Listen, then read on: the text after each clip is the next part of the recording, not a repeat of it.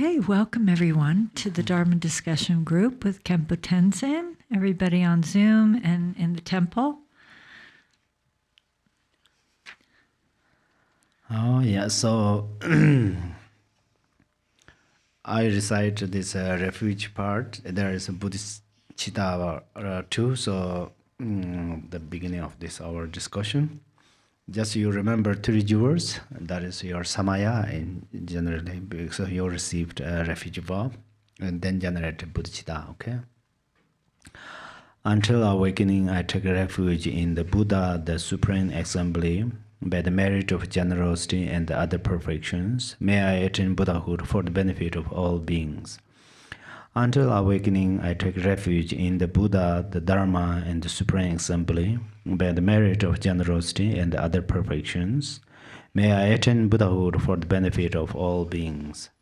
Until awakening, I take refuge in the Buddha, the Dharma, and the Supreme Assembly, by the merit of generosity and other perfections. May I attain Buddhahood for the benefit of all beings. Okay. Oh, you have a question there? So, yes, we have one question that was emailed in. Yeah. Should we start with that? Yes, please. Okay, and just a reminder for everybody on Zoom, Khenpo Tenzin has a TV in front of him, so if you turn on your camera, then he can see you. This question is from Katharina in Germany. During the Black Snake teachings, that there were 8 metaphors about the view. And he can remember 3. Dream, mirage, echo. And the question is, what are the others? Oh, yeah.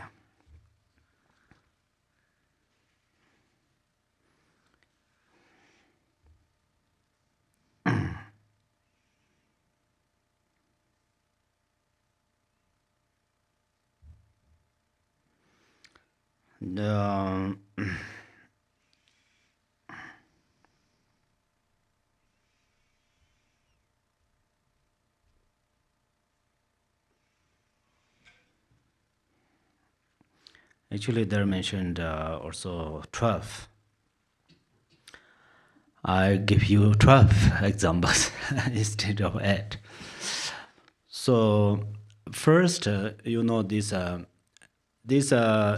is also in the Mahamudra teaching, has these 8 examples. So these 8 examples are related to your kind of improvement of your realization. So first is something appears, but inherently they are non-existing. It's like a rainbow. I think it makes sense. So the rainbow appears, but we try to catch it, we can't. But when I was a kid in my village, people joked. At that time, we did not have a camera, and we love rainbow so much.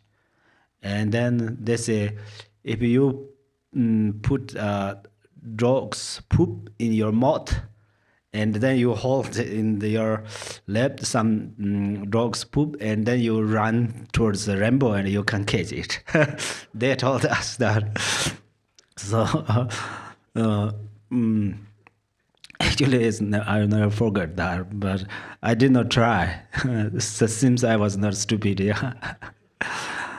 And then number 2 is clear. But the clear, but not particularly perceive or hold it is perceive. That is very much related to inner meditation. So it is like a form in the mirror. So if I look at the mirror in my phone, I see my face. But for its best example is my if I shot a video myself, and then it has no thought. For example, my teaching recording there, if you criticize that 100,000 times, it cannot affect, because that is no thought. But if you use a single harsh word to me, maybe then I react something. So that means I have thought, that my reflection has no thought. So this is like a form into the mirror. Actually, it's Dharma mentioned that. The second, and you can appear, but it betray. Betray means the example is like that. If the magicians, they show some magic like a elephant on the stage, and you think, oh, that is really elephant, so I love elephant, so you pay $1,000 and you buy this elephant. Eventually your money says goodbye to you, but you cannot get elephant. So betray means that. So this is the magician. Depending on Dharma words, Juma is magic. Then the illusory form is a mirror. So right now I tried to search in English, I couldn't find it in the dictionary. Actually, mirror means in Dharma words, mirror means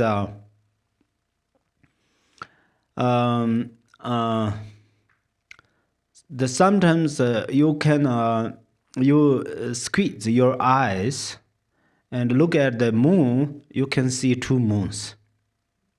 So that is at that moment some conditions the how to say condition, because of some conditions your eye becomes illusion or deluded. So that's where you can see two moon.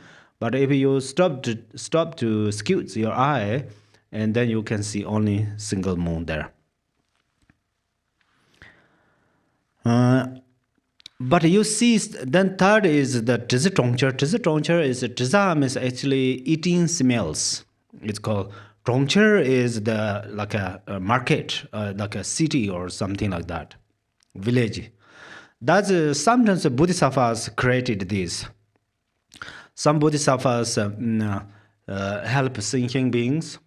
Then some lower Bodhisattvas. For example, if I attend at the Bhumi, so I am great Bodhisattva, and some of my friend attend the first Bhumi, so then he tries to help other thinking beings, and other thinking beings are like a spoiled child. They didn't listen, they don't follow, and sometimes they got tired, and then sometimes these the Bodhisattvas who attend at the Bhumi, he created. It's kind of a magician, so big kind of city or village, and then there are lots of good things. It shows good things, and then this Bodhisattva goes there, spend them, and then this Bodhisattva helps those people or there, and they listen well, and then it's improve encouragement or something like that.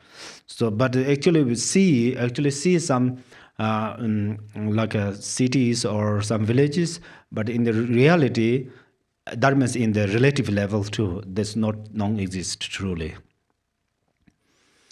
And then another is like a water bubble. Water bubble is this temporarily appear like a temporarily water build water bubbles there, and after a little while is itself explore or itself disappear. So it's an example of impermanent. So that's, and then another one you mentioned that. Dream comes from imprint. Dream comes from imprint. In the daytime or in the past times, you cultivated something, so that imprint comes into your consciousness. And then you in the sleep, a very deep sleep, you don't have a dream, but the very deep, and then slowly your sleep becomes lighter and lighter, and then you will have a dream. So this is another example. And then there is nothing, zero, but still appears and it effect to your mind. That is called trashe. Trashe is like a hair. Here, somebody's eyes have some problems, and then here they often see the hair everywhere. Hairs. So there is a story. One merchant, he has a wife. He married with a wife, and that wife is so kind. He always travel to other places for business, and then he requested his wife, please take care of my mom as I do, and then she promised, I will. And then she often give her rice. At that time, rice is very kind of special food. So when she gave one bowl of the rice to her, then that grandma look at the rice. Always in the rice is full of the hair, and then she was upset. Oh, after my son left, and she always tried to kill me. And she was upset. And one day, her son came back, and then she told that your wife is not good because she always pull many hairs in the rice and she feed me. She tried to kill me. And then he was upset. And then he said, it's okay, I will feed you. I don't let her feed for you. And then he gave that rice, and then she saw that the many hairs in the rice bowl, and then she thought, oh, right now my son, before he loves me, but right now he loves his wife more than me, so he tried to kill me. And she was very upset and said something. She said some bad things, and then her son merchant understood, oh, something happened to her. And then he invited doctor, and doctor checked the eyes, so that's why her eyes has some problems. So sometimes the eyes has somebody has a gallbladder disease, very strong disease. At that time, if you look at the snow mountain, actually snow mountain is white, but you see very white, yellow. So these things are another example of this another one example. And then another example, as you mentioned, that like echo. That's echo. What we say, it reflects same thing. And then another example is the clouds, and another example is the mixture. That is quite important. Some we have many deers and some kind of wild animals. Some of these animals are manifestation of bodhisattvas. They particularly came us for teach Dharma. Dharma is they try to improve compassion, bodhicitta, and so forth. But there are different karmic results. Some of these animals are the hunger ghost. So they are very thirsty, and they always expect water. That's where the sometimes the sunshine and looking. Still, we have this experience. Look at far. Looks like a rain or water on the paved road. Sometimes we can see it looks like is there rain or something. There's or like a we can see some water, and when we reach there's no water. So that is called migju. So these hungry beings, they always they try to get this water and go there, and then when they reach there's no water, but again they see some like a water far away, and they go. Eventually they go continually. The walk. Eventually they exhaust, and then they die. So this is some parts of hungry ghost beings. So this is called migju. Is also another example. Okay. Thank you. So then I love to ask some question. Actually, I have this here, but I will. I see your names in the Zoom. So today I ask Anna, are you there?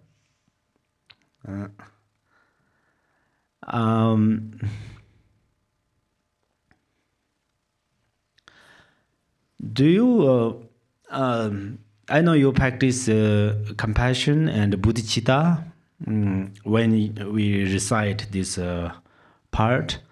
So, which one is more kind of you feel is comfortable or easy for you to practice?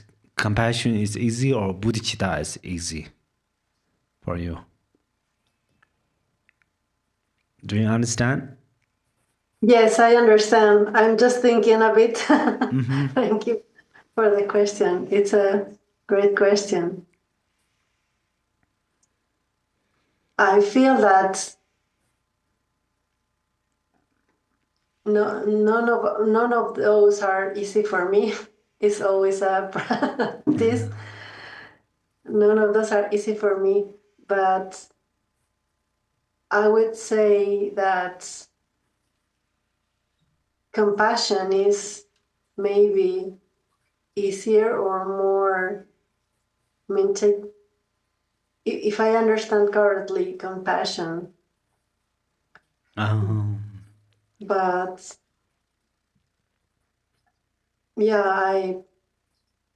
I think compassion is nearer, but none of those are easy for me. It's a practice, a daily practice. Thank you so much for sharing. Actually, the compassion and bodhicitta, since I understand how to read these things, I have had read this part. To be honest, I wasn't. I have that feeling. But the kindness of Guru and kindness of your Dharma friends, often we engage through this way. Sometimes, how to say, I love those things, loving kindness and compassion part. So sometimes, as Malareba mentioned, actually compassion means when he arises compassion, at that time he feels these sentient beings are in the what's called pet fire or something, pet fire or pit fire. So you read that, recite that, and try to feel it. But you start when you start compassion and bodhicitta start from your loved one, your family or something, and then sometimes we try to be as a scientist. So first you love your arise compassion towards your family, or you generate compassion towards your family or loved one, and then you bring this attention exactly on the sentient beings or beings. At that time definitely you have a different feeling, but then until this feeling comes to you, often practice again and again, and definitely it comes. And then sometimes we feel, oh, compassion is really the seeds of the great bliss. We can feel it. And if someone maybe have this compassion, like when one sees others suffering and one arise compassion, and then after a little while one experiences a very uncomfortable kind of, it's a little bit hurts one's chest or something like that. At that time then try to practice bodhicitta, loving kindness, this love. Then you should love, you generate love all beings. So that's why then it will help you. Okay. Thank you very much. I will practice. Thank you. Yes. So we have a question that came in from Karen. Oh, yeah. if possible, I would like to ask Khenpo 2 questions. First, about an antidote for anger. Oh, yeah. And second, about an antidote for self-pride or arrogance. Oh, yes. This anger is a very, very helpful antidote is helpful means in the daily life what we can think is we don't perceive angry people are not good. That is not good one, my experience too. Angry people are not good. When I keep that thinking in the mind, when I see angry people and I engage these people, I am angry to them immediately. So that is not good. But quite in generally, even I am alone to drive a car in the Prescott, or I just walking mountainside. Angry is not good. It doesn't benefit to me. Even if I decide something or I act something, so thinking like that. So this has some power. This example is if I often give this example. This Dharma actually this if I throw this Dharma and then it if forcefully throw that and it goes far away. Likewise, if I already at that time I don't have any obstacles. I'm any object of anger, but still I think anger is not good, and then oneself promise. Actually, vow means that promise. I don't want to be angry. That is very helpful. It sometimes we fall. It's possible. Sometimes we fall, but most of the time we can be patient. So that is the long journey patience. It's very keeps help. It helps a lot. Second is the antidote of the anger is actually. When we angry to people, at that time, best way is we don't focus these people, those people's action or their speech, and so forth. And then instead of something, we try to recite some prayers or some little bit keep distance those people at that moment, and these are also helpful.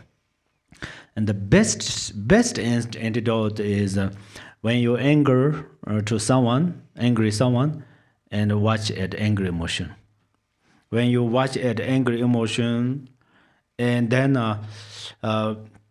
slowly angry emotion, and your watching is which one is stay longer. This is your angry emotion. This is your watching, your attention. Yeah, they both look each other. You can see immediately. So first you are looking which one longer is depends. If you are good meditation, then your attention will be longer, stay longer. If your meditation is not good, this anger, you look at that, but it doesn't help so much. So when you look at that, and slowly this angry emotion dissolve into your attention, and then your attention becomes very clear. So that's where sometimes angry emotion helps to your clarity, means that. So that's one. And then second is, what is the question? Sorry. Karen, you had your hand up there. Do you want to unmute and ask yourself?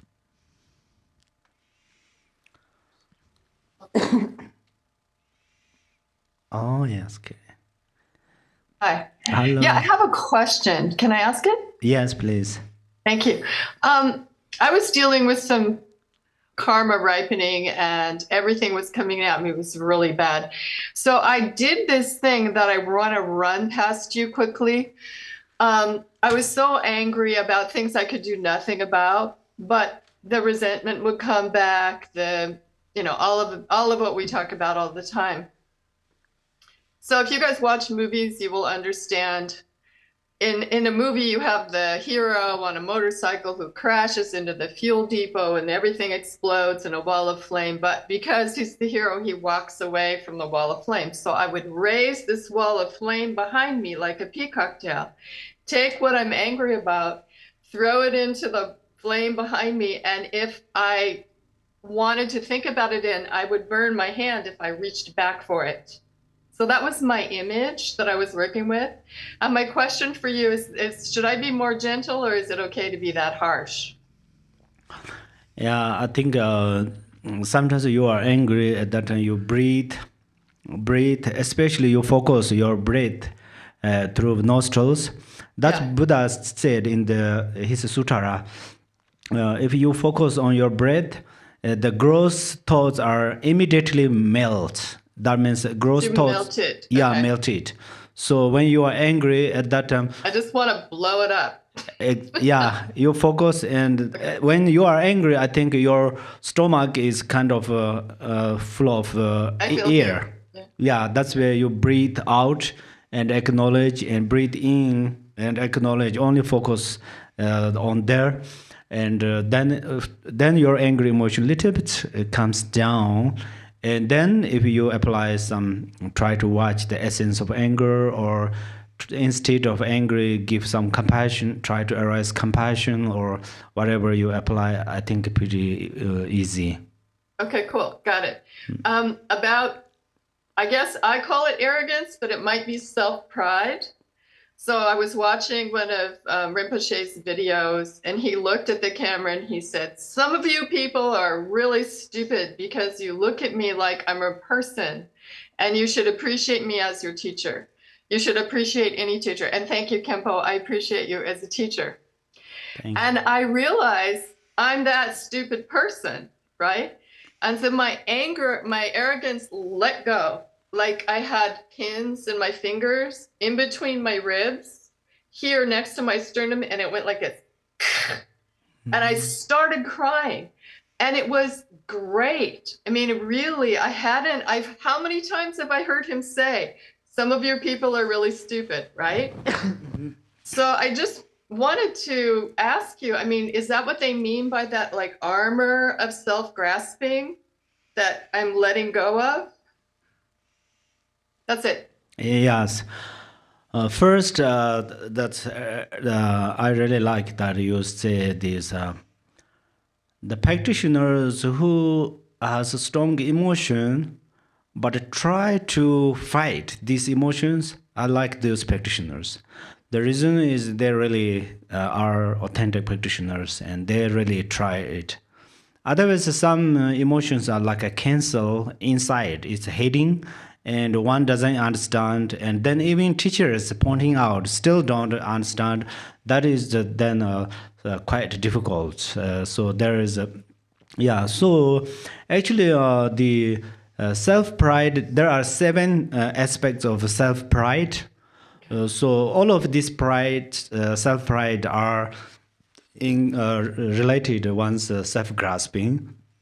So right now I think I say that is this or that is those is okay, but the best way is kind of a practitioner who has self-pride. Then these practitioners best practice is love. And then also if one follows this Vajrayana practice, the self-visualization is very good. Because I am Tara, so think like that. And then after a little while, what is my responsibility? If I am Tara, or my responsibility is for benefit other beings, because I am the activities of all the Buddhas. So thinking like that, and then the self-pride, we use the self-pride in the right way. So that's where then very easy to arise, how to say, practice self-visualization. I think it's even so subtle with me sometimes where I have this little bit of arrogance that says I kind of know everything about everything already. Yeah. And that's what really gets me. So I think maybe if I just say, I'm checking this out with you if you think it's a good idea. I mean, I get that when we arise the deity, we're outside of our afflictions, and that's like the main therapy, and it's amazing. But I think if I take the position that this is very different than the culture and that I grew up in and the language I grew up in, and just leave it open there, does that sound? What do you think? Actually, if I think you think I don't understand your question, please repeat that. Okay. Let me know again. Actually, culture, there are different cultures, definitely, that's understandable, very, very understandable. The different background of culture has a different attitude or different habits or something like that. So the Dharma teacher's responsibility is in the Dharma way, what is right and what is wrong, that really need to explain very clearly. That is the responsibility of Dharma teachers, I think. So actually, for you, yeah, I think you have. Oh, I can do. I can. I can do. I need this opportunity. This part I think is okay if you have like these things. But if you cannot accomplish these things, if it makes suffering to you, that is, I think, a little bit you are going to, how to say, fixed something. That means seems you are Incorrect. you are going to you are going to make correction that, because seems then sometimes it's possible you strongly fixate on it, and this then you feel that is real things, and so sometimes I mean, it seems the problem with the anger that you can do nothing about, it's usually about something that's already happened. I can do nothing about it. So me thinking about it means I'm trying to make it real. Like I'm fixating on something that's not even real, right? Yes, that's exactly. So that's where you are going to enter in the Dharma way. So actually, someone criticized Dharma is actually the seems literally they are correct, but in the reality they are misunderstanding. So what they say is Dharma is so funny. All the real things are illusory things, but we can't see anything. And then the Dharma teachers in the Dharma teaching say we can achieve something like that. What they try to say is. Oh, this table is emptiness, not truly exist. Your enemy is not real, your enemy. Your object of angry emotion is not the real object. So they perceive these are real things. But then in the Dharma teaching says, there is some pure land, many far from these Western directions. There are Sukhavati pure land. There are 5 family Buddhas. We nothing see any single of these things. Still, Dharma says there are lots of things. That's how they criticize the Dharma. But we are Dharma practitioners, so you are going to enter in the Dharma means, these all appearances are the illusion. These appearances are illusion. So even my enemies or my hated objects are also like a dream. So when I'm angry, then they exist there. But after, when I am not angry, then these things are not kind of object of my angry emotion. That's happened even between countries, maybe 10 years ago, some countries are fight forcefully, and then maybe in a few years they are very good friends. Historically, we have a country, people, and then in our how to say, humane society, there are everything exists. So that's where Dharma talks very true. So I think you enter in the Dharma. Okay. Thank you. Thank you so much. We have another question from Elizabeth in the Zoom room. What is the relationship between karmic winds and thinking? Oh, karmic. What is the relation or different? Relationship. Oh, relation. relation is when you say thinking, thinking is thought. Thought is like a horse rider, and then karmic wind is like a horse. So there is an example, horse without eyes, blind, and then person who has no hand, no arms, is armless. If the person has arm, then horse has some, what's it called on the A bit. a bit, and then they can turn right or left or stop, everything can do, but he has no arm. It's only he has a torso. So sit on the horse, red horse, and then this horse, the crazy horse, the blind horse, just go everywhere. So that's why it's sometimes very dangerous. It carries a very dangerous place. So likewise, if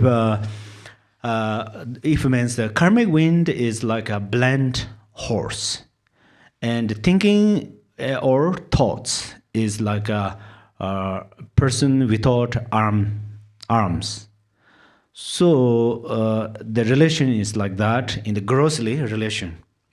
But if we go a little inside, then karmic winds and thoughts are actually quite difficult to separate. Like wisdom and wisdom wind are also quite difficult to separate. But the karmic winds function in pure channels. Wisdom wind function in the pure channels. Actually, pure channel means that we have 4 chakras. So each chakras, they have nodes. So these chakras, nodes are tied. At that moment, karmic wisdom wind and wisdom doesn't work in the channel. But karmic winds and thoughts works in the channel. So that's why it looks like yeah, I don't have example. So that's then this wind of karmic winds function from here to the eyes, for example, and see the forms. Then this is tall, this is short, this is big, this is small, this is red, this is wrong. It sees, and then this message send into the heart chakra, and then we perceive that. But when you open the nodes of channels, then wisdom wind come. At that time, wisdom read this, the horse of wisdom wind. At that time, this wisdom and wisdom wind coming through your eyes and look at the mountain. Oh, Avalokiteshwaraya. Or look at there's some rivers. Oh, Tara, green Tara or red Tara or something like that. So that's way. And then some here, this goes into the ears, and then all the sounds are mantras or union of emptiness and the mantra. So that's where the relation.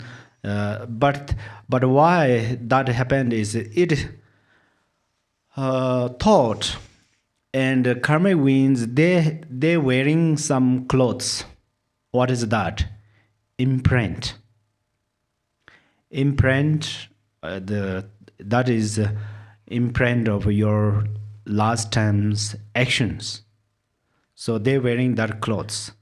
So they wear that clothes and go everywhere. As Rinpoche often give us example, like water becomes ice. And then somebody hit the head, and then blood comes from there. If somebody had the water on your head, it not cause of bleeding or something. So yeah. Okay, the second part of Elizabeth's question is, what is the difference between fixation and awareness? Oh, fixation means. For example, I said this. Oh, this is a book. In the daytime, I have this is a book, and then in my dream, I lost this. I lost my book. I searching my book. So I have this is exactly happened when I was small, and my parents also wanted me to go to monastery, and me too. But I was worried that I don't have a Dharma robe always. I had the daytime because I didn't see in my family like a very suitable Dharma robe. I was very small.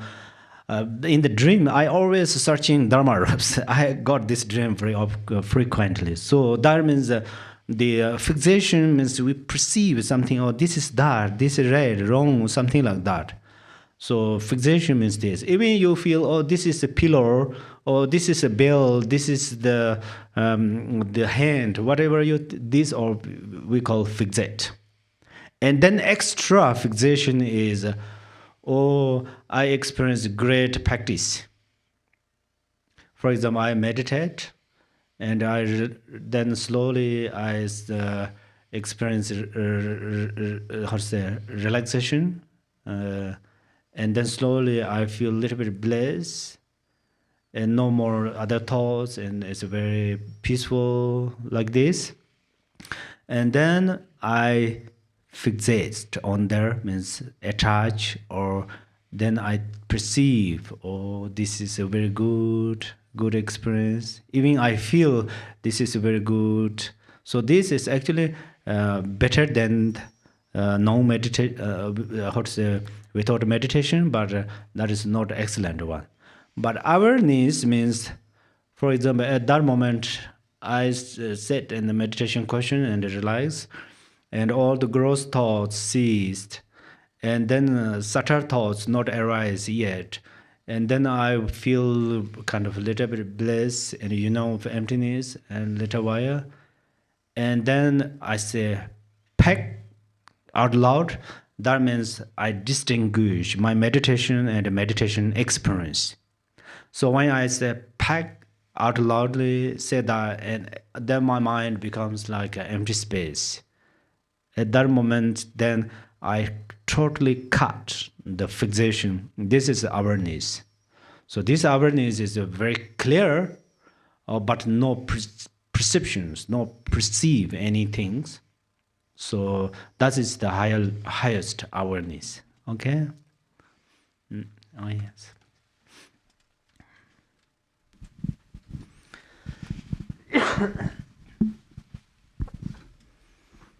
Khenpo,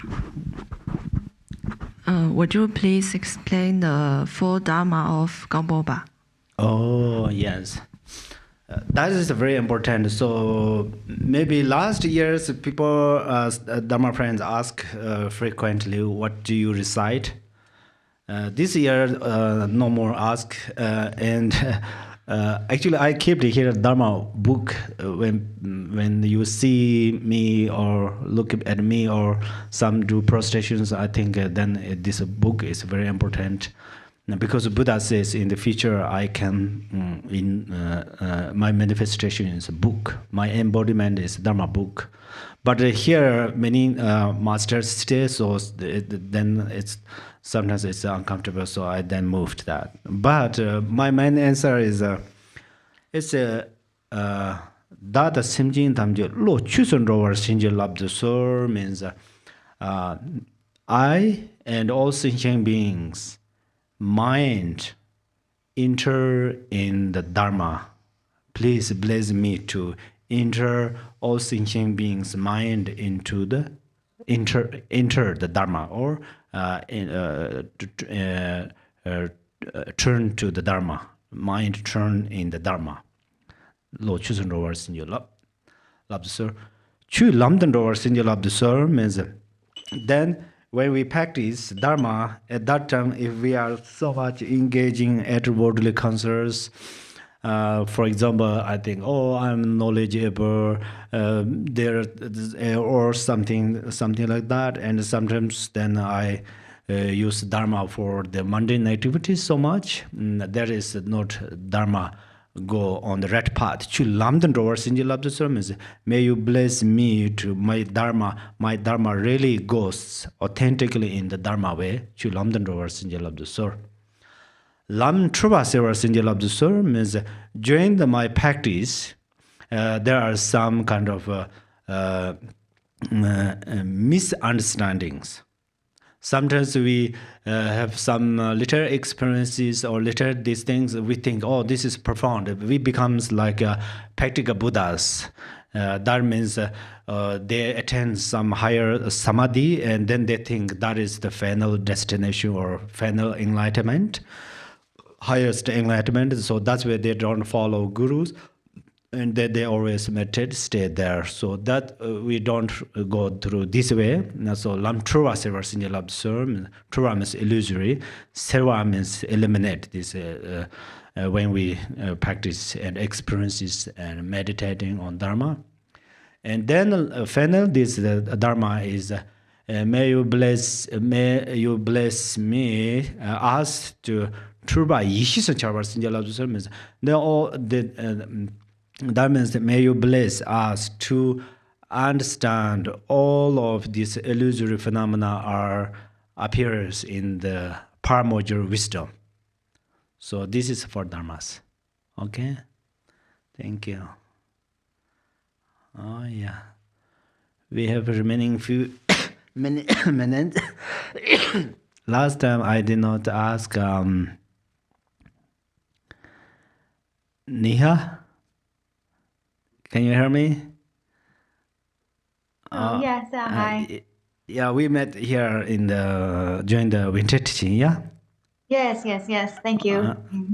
Thank you. So, I know you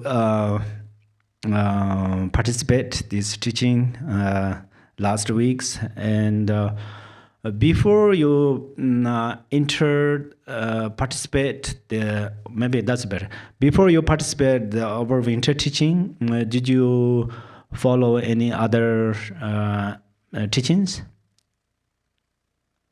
Yeah, I do follow like on the YouTube when they have the retreats. Yes. And then I have that I do the Tara practice and visualization and the medicine Buddha practice. Those two I've been doing. I do. Thank you. Most consistently. So my main question is, so you participate other practices, for example, Tara and medicine Buddha and so forth. So when you practice Tara, if you think it's okay to answer, you can answer. If you think you prefer another answer question, then I can ask you. So when you practice Tara, what is your expectation for why? What do you think when you practice Tara? What did you think? Yeah. I want to feel like I can breathe, like breathing, and also coming into the center when you see the Tom symbol, and to like visualize myself as her, and to also remember her protection. And I don't know, to feel like, to kind of feel her in me and surrounding me, and Thank you so much. Yeah, that's so wonderful. When you practice Tara and you think Tara is activities of all the Buddhas. How many Buddhas you know? Medicine Buddha and Shakyamuni Buddha, they all Tara is activities of them. So you think, I practice her means I'm going to act as Tara's action. So I'm going to help other people as much as possible through my speech, through my compassion, and other kind of actions for benefit those beings. And then when you practice medicine Buddha, at that time, you think, may all the hospitals blessed by Medicine Buddha, and made all thinking beings, whoever went there in the hospitals, and they recovered from there. Nobody died there in the hospital. And if some will die in the hospital, may they reborn in the Medicine Buddha's Pure Land. If you feel on that, that is the Bodhicitta and practicing Medicine Buddha together. Okay? Okay, I will do that. Thank you. Thank you so much. And Brian and Penko, can I ask you a question? Khenpo, I'm so grateful. Yes, sir. Thank you. Pancho's my little dog. He's taking a nap right now. Oh, Penko, so sweet. Thank you so much for bringing the dogs. That is really great. Where are you participating from? I'm in Billings, Montana. Montana. Oh, this is a holy place. Holy place means I love to visit that place sometimes. Yeah, it's beautiful here. It's really cold now, though. Oh, cold doesn't matter for me. Just kidding. Maybe sometimes summer. Thank you so much. You love your dog. So have you any Dharma practice for your dog? Anytime? You know, when I used to live in Spokane, excuse me, and there was a temple in Spokane called the Chagdu Gompa Padma, and they had a stupa. The Lama had a stupa in the backyard, and I would go back there, and I asked her if it was okay to bring a dog back there, and she said, well, of course, make sure they follow you around the stupa. And so I didn't really train them to do it, but I let them off the leash, and I had about 3 dogs then. And so we had 3 dogs and myself circumambulating the stupa, and they were very respectful of it. It was kind of funny. I didn't expect them to know what to do, but it was kind of, I don't know, it was interesting.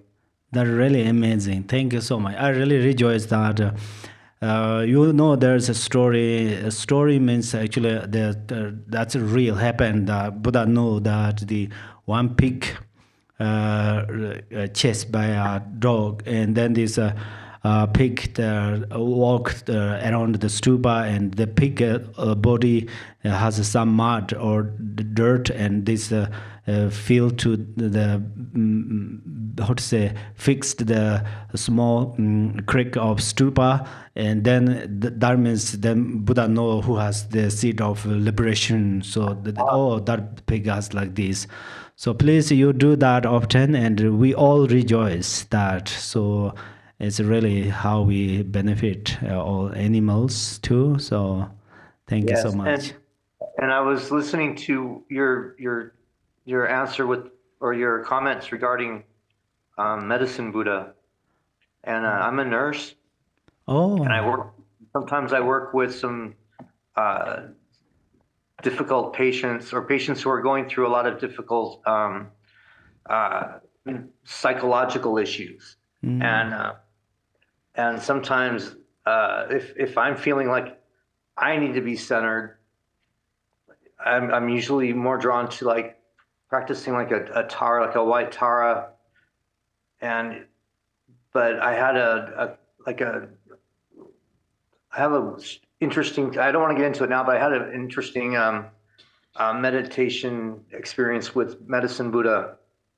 And I can feel that energy when I'm at work. If I'm practicing before I go to work, I can feel that energy there. And it's like sometimes I don't even have to think about, how to react with someone or how to act with somebody. It's just, I can feel that the lapis light just blowing through me. It's very interesting. Thank you so much for sharing that. Yeah, that's you are a nurse, so that's definitely you have nurses and doctors who has compassion in the mind, and then even touching on the patients, it really benefit. And yeah, the patients sometimes they are very difficult to treat or something help them because they lose their freedom because of their sickness or their other mental problem or physical problems. That's where they become very short temper and so forth. But you are Dharma practitioner, so I have big hope you maintain to help them with your compassion, and you did a great job. So thank you so much. Thank you, Khenpo. Thank you, thank you. And may I ask Pamela? Yes. Yeah. Are you participating from where? Fort Wayne, Indiana. Indiana. Yes. Wow, I heard Indiana many times. Yes. So, oh, you have a cat. Yes, Lovely I think animal. he heard about the dog, maybe. Thank you, thank you. So it's so great. You all this keep the pet, and they help you, and you help them. So my question is, did you receive a refugee vow? Yes. So, what is your daily practice? Well, I did the Dendro retreat recently, Wow. and I'm practicing Guru Yoga. Oh yes, yes. I just continued that. Thank And you. Thank you. Thank you. Thank you so much. Yes, so you practice there, then you practice this preliminary practice, and Guru Yoga. So during that time, sometimes you recite a little loudly if it's okay, your roommate or something, and then your cat here. So you should be a great bodhisattva for your cat, and then your cat also helps you. So I deeply rejoice that you practice this profound practices. Thank you so much. Thank you. Thank you. Great Thank you. teaching. So Thank- much, Khenpo. Thank you. Thank you. Thank you very much. And Judy Sharpa. Judy Sharpa, can you hear me?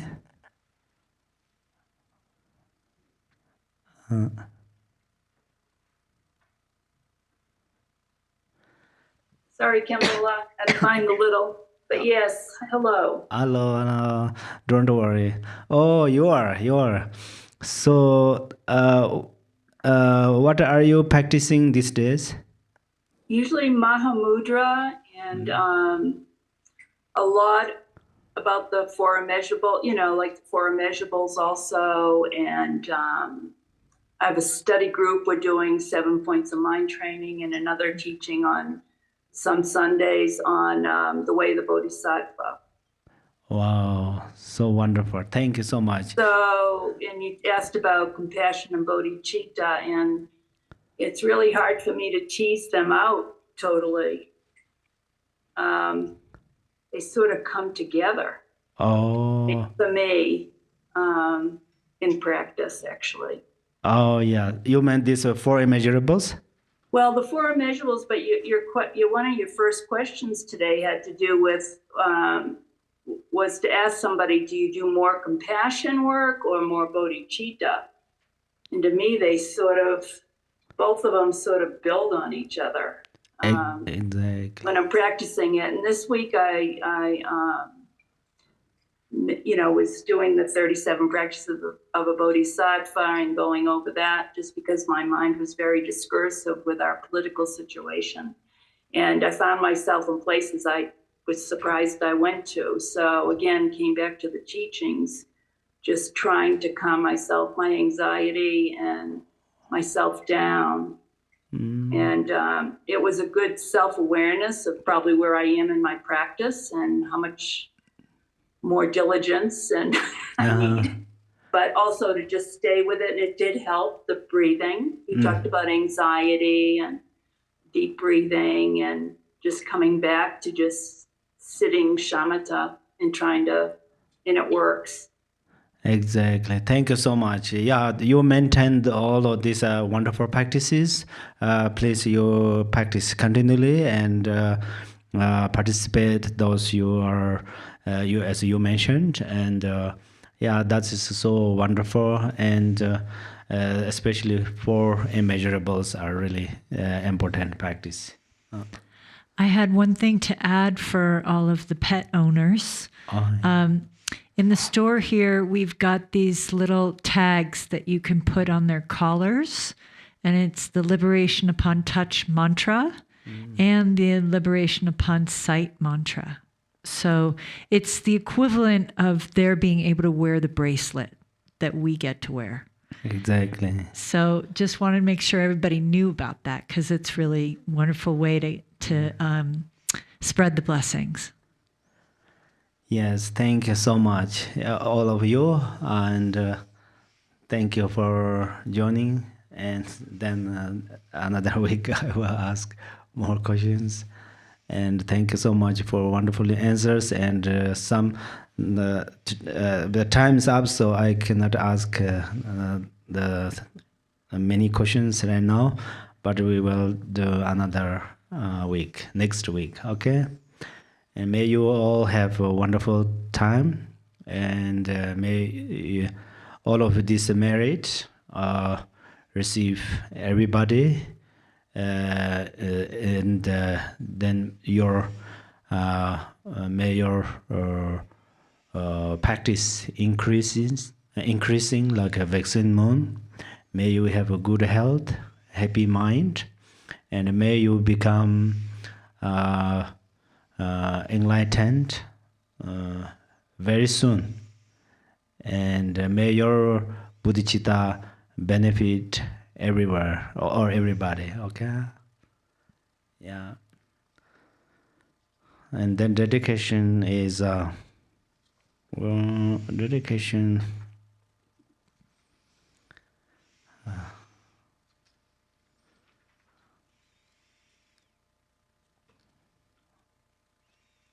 Today,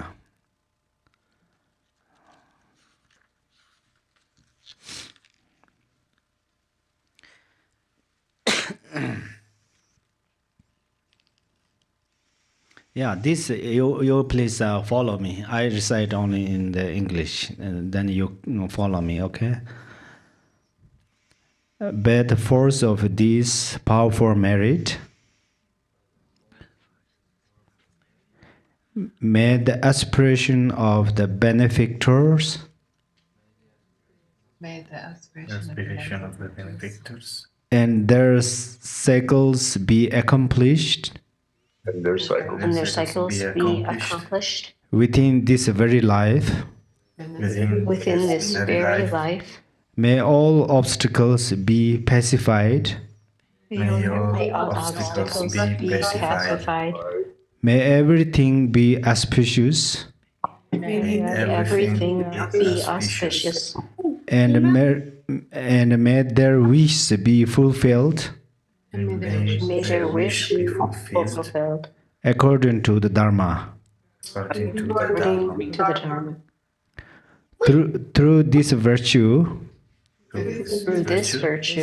may all sentient beings in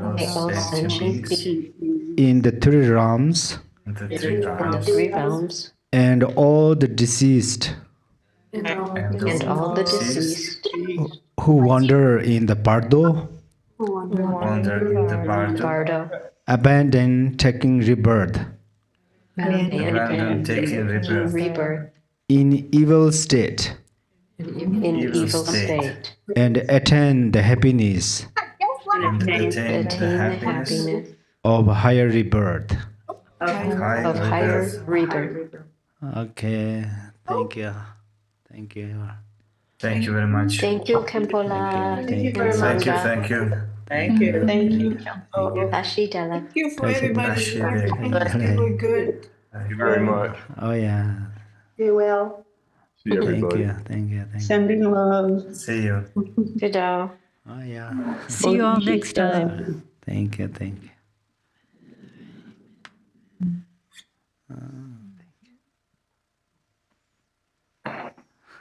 you.